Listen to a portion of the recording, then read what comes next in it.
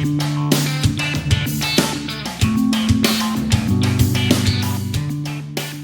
everybody. Hey, welcome back. Been working on this Canadian Pacific, dash 9 slash AC4400. Got quite a bit done in the last day or two, and pretty close to having it finished. Obviously came in and got it weathered. First thing I did was I painted the handrails. These were all black, which is not 100% correct for the Canadian Pacific. So found out from the help of a couple people that the handrails themselves supposed to be black, stanchions supposed to be red. So came in with an airbrush, and I used True Color Paints TCP 052 Caboose Red. Pretty much a bright red, but I knew I'd be coming back in and weathering this, so it literally matches the MTH red perfectly. Really happy with the way that turned out. I just came in and airbrushed underneath. I had the rails off the shell, obviously. Came back in, airbrushed, didn't bother taping off or anything. I got a little bit of overspray, but just took a cotton swab with a little bit of acetone and just wiped it off, came right off. Really nice. Got some diesel exhaust, smoke, painted with some, first I came through the whole model with grimy black. And it's True Color Paint 009 grimy black, but my grimy black, it never really runs out, because when I clean out my airbrush, if it's any shade of a dark gray, I pretty much pour it right back into the grimy black, and it keeps on making this really unique grimier black, I guess, if you will, which is always really easy to work with. But came in, got a nice coat of grimy black across the side frames and the pilots, the fuel tank underneath. Obviously came in with a little bit extra grimy black, got the smoke and kind of the dust that settles up around top, and got the venting on both sides. This thing is pretty heavy. Got the venting on both sides with the grimy black, just kind of, spotted it in there nice and patiently, so as not to get too much in any one section. And really happy with the way it turned out. After that, I came back in with a combination. I cleaned out my airbrush, but didn't get it super clean. I wanted a little bit of that residual grimy black in there. And then I came in with TCP 349, which is seasoned brown wood, which really does a nice job of replicating that kind of mud and grime that kicks up on the rails. A lot of these things sort of have that brownish, reddish, brown, muddy tint. Probably a function of the rail dust and stuff like that too, from the brake pads on the locomotives and rolling stock. But came back through and replicated, and I'll put a couple pictures of locos that I used as inspiration. Got the mud and silt kick up down the sides, and really kind of going to be hard to show on camera, but bear with me, guys. The plow isn't attached just yet because I'm not quite done. Got these areas in the leading portions of the fuel tank, and up underneath the frame as well. Really happy with the way that turned out. Then I cleaned out the airbrush again, and then came in with just the straight seasoned brown wood for a little bit more of a muddy color. And I actually dropped a couple drops of the caboose red, just a couple drops, to make it a little bit of a lighter muddy color, and actually put some of that across the top to highlight some of these. There's some tread detail on top and rivets, stuff like that. And once I was happy with that, I came in with my Pan Pastel weathering chalks. These things are a little bit pricey. I think you can get them online. You use so very little of them. They're so soft and they apply so nice that, gosh, even these common ones that I use on almost every model that I weather, they seem to last like they're going to last forever. So I came back in. This is a really dark gray. It's called neutral gray extra dark, and this is sort of a not a rusty, but kind of a dark, dirty. And I do use it when I do some rust effects, but this is great for replicating dirt. This is called red iron oxide extra dark. So came in with those two colors and did the red iron primarily across the bottom, kind of feathered in some of the airbrush work where I kind of saw some gaps and stuff, and also dusted the trucks a little bit more down low. Didn't use a ton of this up top, but I did put some on the cab, some up front, trying to make that crack in the nose disappear a little bit. And, it's proven to be a little bit trickier than I expected it to be. This is fantastic for accentuating diesel exhaust. And I actually came in, I wasn't sure what I was gonna do. These walkways on these guys are like a blackish color, but I didn't really want to come in. Sometimes when I paint those, I come back in just with this really cheap acrylic that you can get at Walmart for like 79, 89 cents a tube, and this goes a long way, and it's very thick, so you can dilute it with like 50% alcohol or just use water, but I like the 50% alcohol because it flows a little easier and that alcohol will evaporate off. Do not use straight 91 with this stuff. It'll gum it up. It kind of turns into almost like a paste. So the alcohol reacts with it, doesn't play nice. But as long as it's about a 50-50 mix max. So if you only have 91%, mix that halfway down with water, or if you just buy the 50% at the store, that way you should be fine.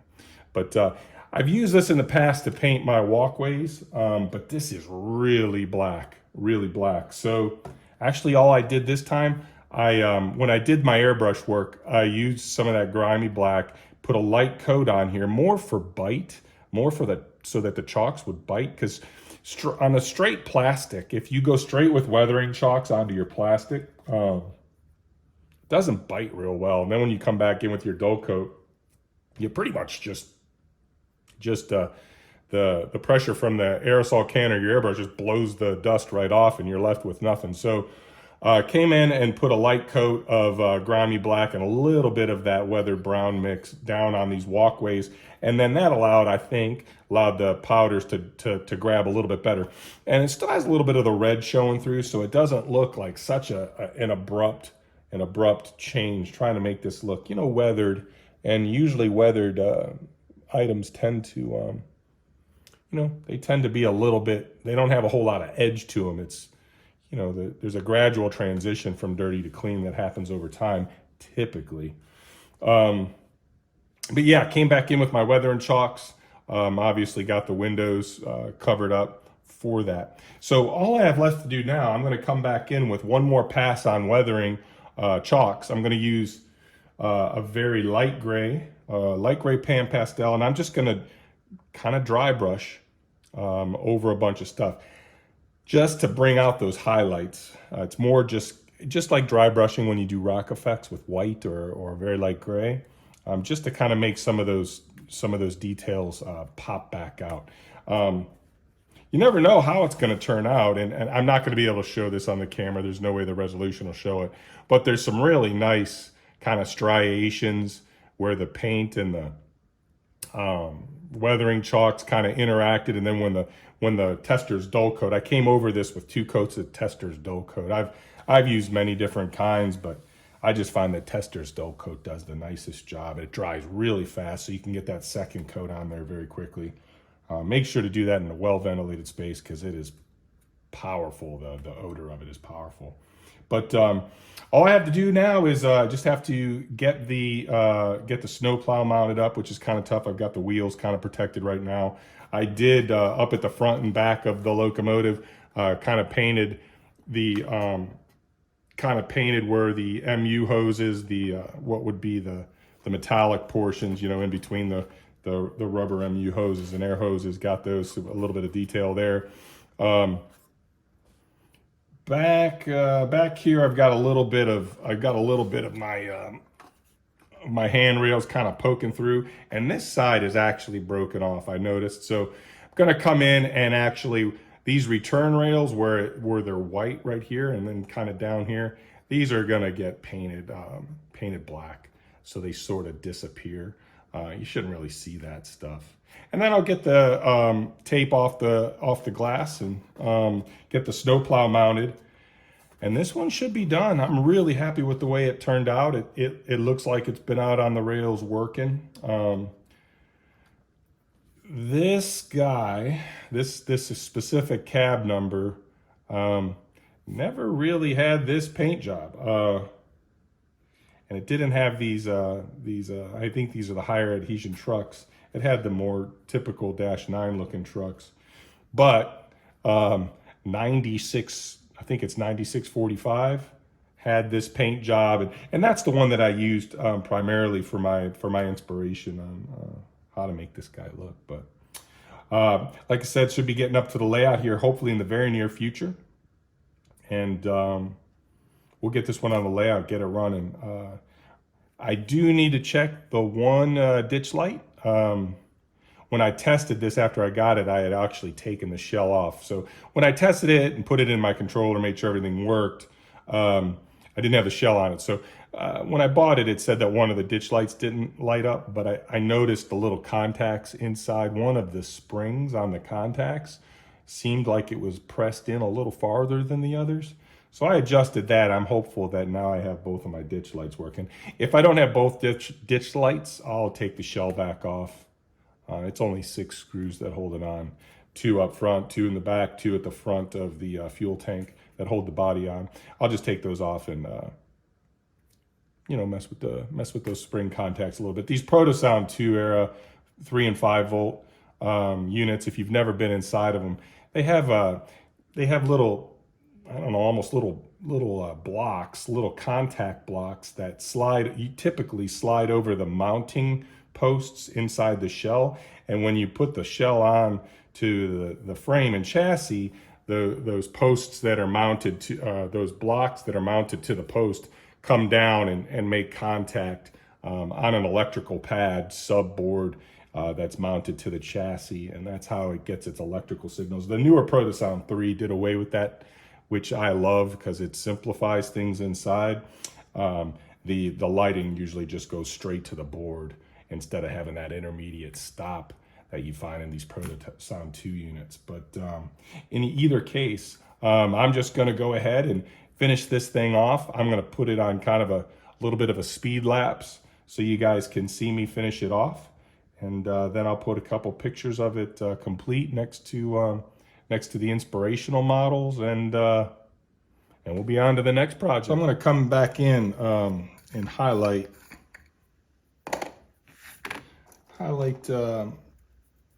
some of primarily the areas along the trucks and whatnot, as well as the snowplow. Just get a little bit of lighter dust colors, and this is just kind of before I do the final coat of Dullcoat. So I'm gonna kind of speed this up here and kind of show you how I do things. Now, this is gonna go on as it pertains to Dullcoat. Very often, more is more, because it's gonna really knock down. A lot of people, when they use the powders, these pan pastels and other weathering chalks, sometimes they don't even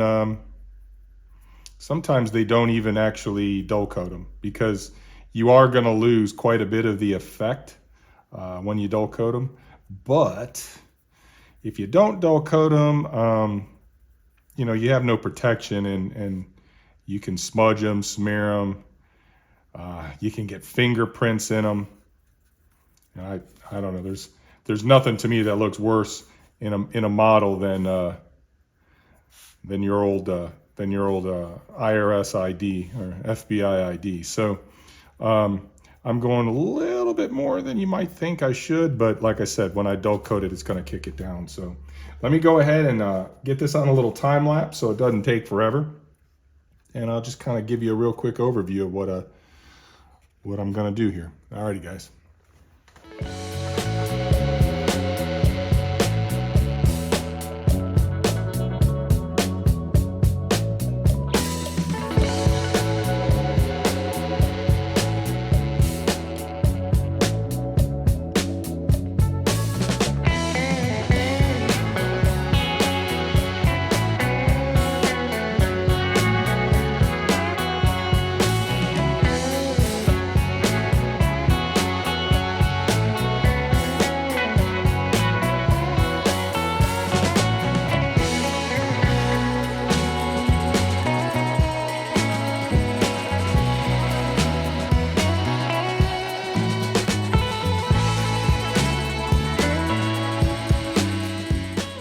Well, alrighty, guys.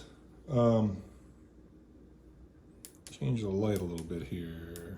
There we go. Some bluer light. Well, I think this one's pretty much a wrap.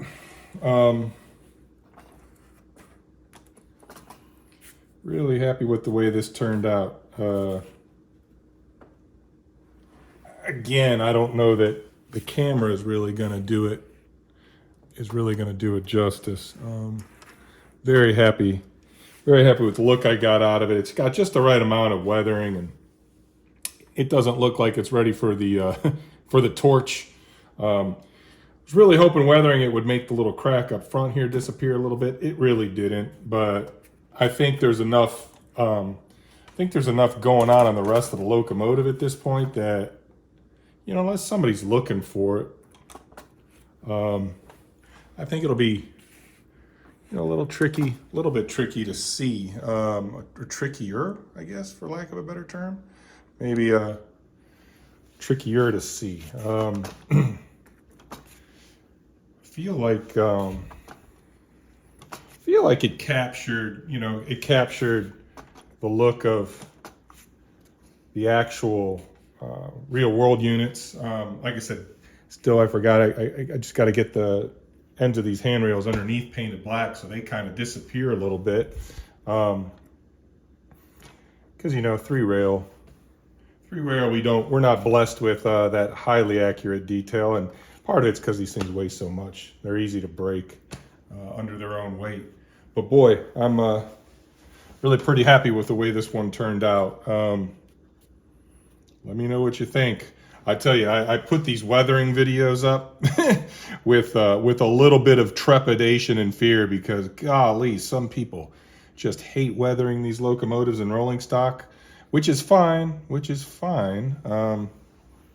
know, in the real world, they stay clean for a few days, I guess. But this one I bought with the express intention of weathering it, because like I said, it took a nosedive, it got broken, we fixed her up, everything works on it.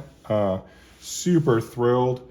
I'm going to shoot a picture of this and send it off to my buddy back in New Jersey so he can see the transformation. Hopefully he approves. He does a whole lot of custom stuff himself, so I'm sure he'll really like it. But hey, I'm going to clean up my workspace here. My workspace is actually also my my dining room table, because I don't have the biggest place in the world anymore. Sold the big house when I got divorced. So the beauty of living by yourself is you don't have to worry about anybody else but yourself. But in any case, hey, I appreciate everybody sticking around, especially if you watched to the end of the video. For everybody that chimed in and helped with a couple of the prototypical aspects of this guy that I wasn't sure about, I really do appreciate it. Hope everybody likes the finished result. I'm pretty stoked with it. You guys are all great. I appreciate you spending some time with us here at the Lake Erie and Midwestern. Hope your week is going well, and hey, everybody, have a fantastic remainder of your day. Happy railroading, and take care.